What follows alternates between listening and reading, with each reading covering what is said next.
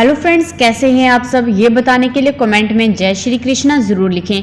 Friends, आज के इस वीडियो में हम बात करेंगे कि 16 मई 2022 सोमवार के दिन जो चंद्र ग्रहण लगने वाला है उसके जो टाइमिंग है वो क्या है, समय क्या है चंद्र ग्रहण का, कहाँ कहाँ ये चंद्र ग्रहण दिखाई देगा, भारत में दिखेगा या नहीं दिखेगा।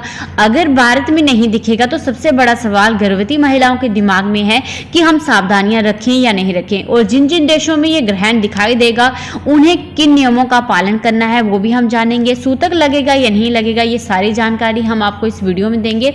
और वीडियो आपको कोई भी और वीडियो देखने की आपको जरूरत नहीं पड़ेगी, क्योंकि सब कुछ एक ही वीडियो में मैं कवर करूंगी। यह साल का पहला चंद्र ग्रहण होगा, जिसको लेकर अगर आपके जो भी सवाल होंगे, जो भी कंफ्यूजन होगी, वो आपकी दूर हो जाएगी।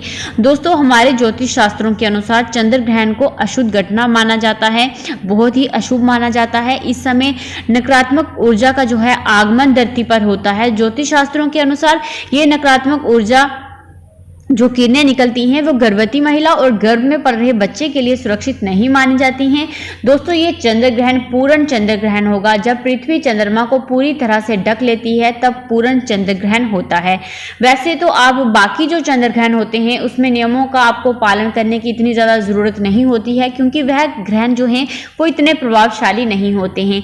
लेकिन ये जो ग्रहण है ये पूर्ण चंद्र ग्रहण है, और पूर्ण चंद्र ग्रहण काफ़ी प्रभावशाली होता है। दोस्तों, 16 मई 2022 को साल का पहला चंद्र ग्रहण सोमवार के दिन सुबह 8:59 से लेकर 10:23 तक ये ग्रहण रहेगा, और ये चंद्र ग्रहण पूर्ण चंद्र ग्रहण होगा, जैसा कि मैंने आपको पहले भी बताया। और ये चंद्र ग्रहण कहाँ कहाँ दिखाई देगा अब ये जान लेते हैं। फिर ये जानेंगे कि गर्भवती महिलाओं को इस ग्रहण में नियमों का पालन करना है या नहीं करना है, और कौन कौन से नियमों का पालन आपको करना चाहिए जिन जिन देशों में ये ग्रहण लग रहा है। दोस्तों, साल का पहला चंद्र ग्रहण दक्षिण पश्चिमी यूरोप, दक्षिणी पश्चिमी एशिया, अफ्रीका, उत्तरी और दक्षिणी अमेरिका, प्रशांत महासागर, हिंद महासागर, अटलांटिक एंड अंटार्कटिका में ये ग्रहण पूर्ण रूप से दिखाई देगा। लेकिन अगर आप इंडिया में रहते हैं तो ये चंद्र ग्रहण इंडिया में दिखाई नहीं देगा, क्योंकि जिस समय ये ग्रहण लगेगा उस समय इंडिया में यानी भारत में दिन का समय होगा, इसलिए ये ग्रहण इंडिया में दिखाई नहीं दे रहा है। तो अगर ये इंडिया में दिखाई नहीं दे रहा है तो इसका सूतक भी माननीय नहीं होगा। अब सबसे बड़ा सवाल है कि गर्भवती महिलाएं इस ग्रहण में नियमों का पालन करें या फिर नहीं करें। तो फ्रेंड्स, ये आपके ऊपर है, आपके परिवार पे डिपेंड करता है।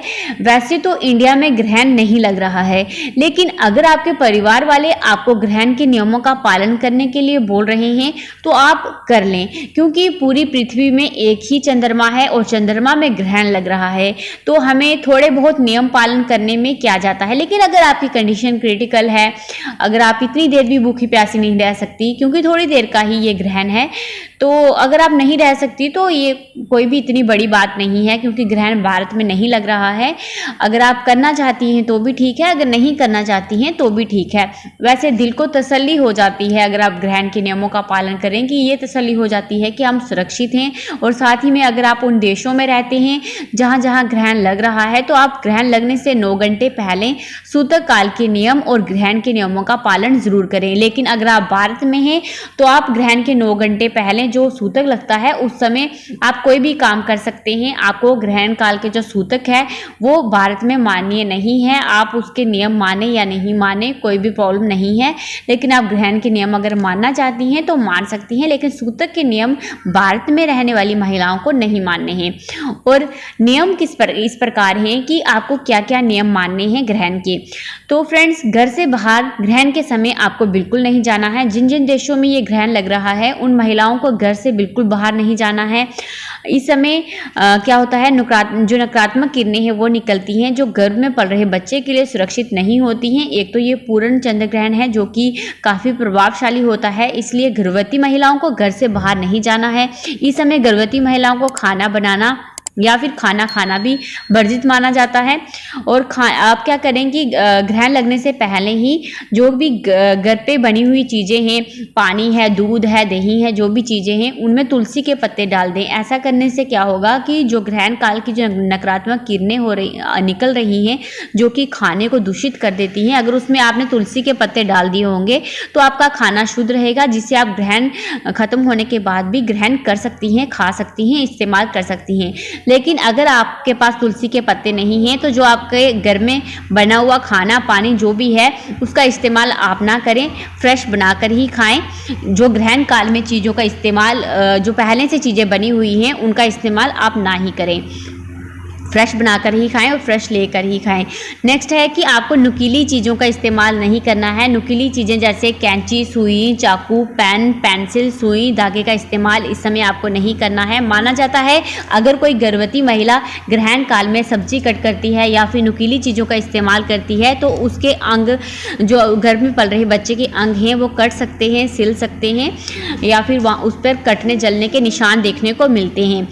नेक्स्ट है कि इस समय ग्रहण के समय गर्भवती महिला को जो है यूरिन पास वह कर सकती है, इसमें कोई प्रॉब्लम नहीं है। लेकिन अगर घर के बाहर आपको यूरिन पास करने जाना है तो इससे आप बचें। आप घर के अंदर ही कोई जुगाड़ करके यूरिन पास कर लें। अगर वॉशरूम घर से बाहर है तो आप घर के अंदर ही कोई जुगाड़ कर लें और घर के अंदर ही आप यूरिन पास कर सकती हैं। नेक्स्ट है इस समय आप पूजा पाठ करना जो है वर्जित माना जाता है, शुभ कार्य करना वर्जित माना जाता है।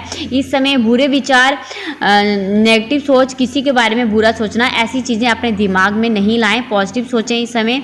और ग्रहण के उपाय आप कुछ कर लें ताकि ग्रहण के समय अगर आपसे कोई गलती भी हो जाए, अगर आपने उपाय किए होंगे तो आप सुरक्षित रहेंगे।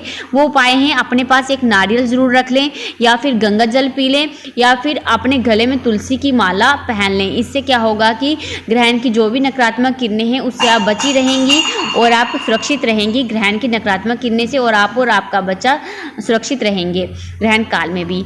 नेक्स्ट है ग्रहण के बाद आपको क्या करना है। ग्रहण के बाद आप जो लगे हुए वस्त्र हैं उन्हें धो दें।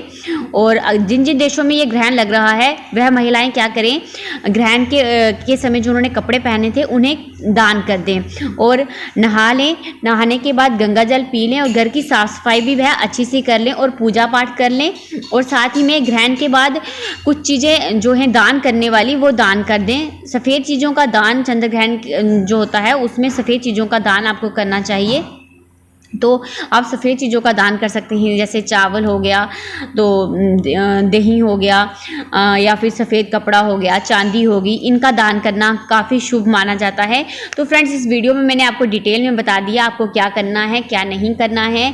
और भारत में रहने वाली महिलाओं को ज़्यादा चिंता करने की ज़रूरत नहीं है। अगर वह ग्रहण काल का जो ग्रहण के नियम है वो नहीं भी मानेंगे तो उनके गर्भ में पल रहे बच्चे पर ज़्यादा नुकसान नहीं देखने को, ज़्यादा क्या बिल्कुल नुकसान देखने को नहीं मिलेगा, क्योंकि भारत में ग्रहण नहीं लग रहा है। इसलिए नकारात्मक ऊर्जा का जो आगमन है वो भारत में नहीं होगा। इसलिए गर्भवती महिलाएं जो भारत में रहती हैं वह परेशान ना हो। लेकिन जहाँ जहाँ ये चंद्र ग्रहण दिखाई देगा वहाँ वहाँ गर्भवती महिलाओं को परेशान होने की ज़रूरत है और नियम पालन करने की भी ज़रूरत है।